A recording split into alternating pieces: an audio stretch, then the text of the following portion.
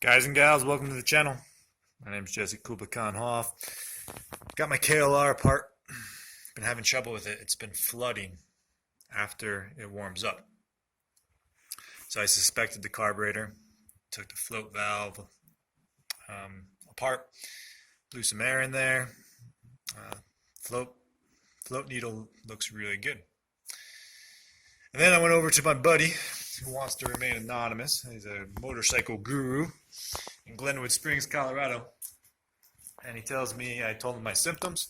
He says, well, might be this thing underneath your flapper of your tank. I just took the tank cap, gas cap apart. This little thing, I just took that off.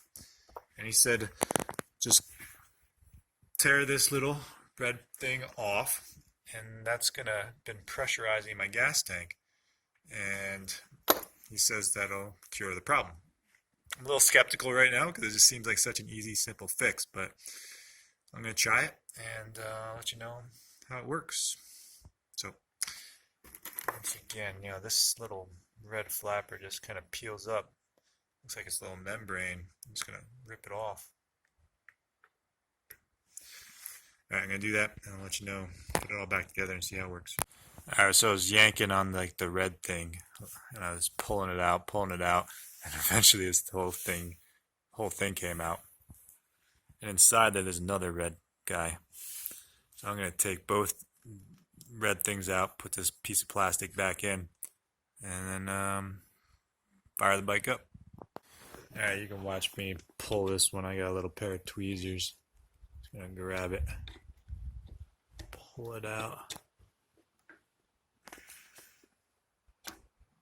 Oop. Little chunks.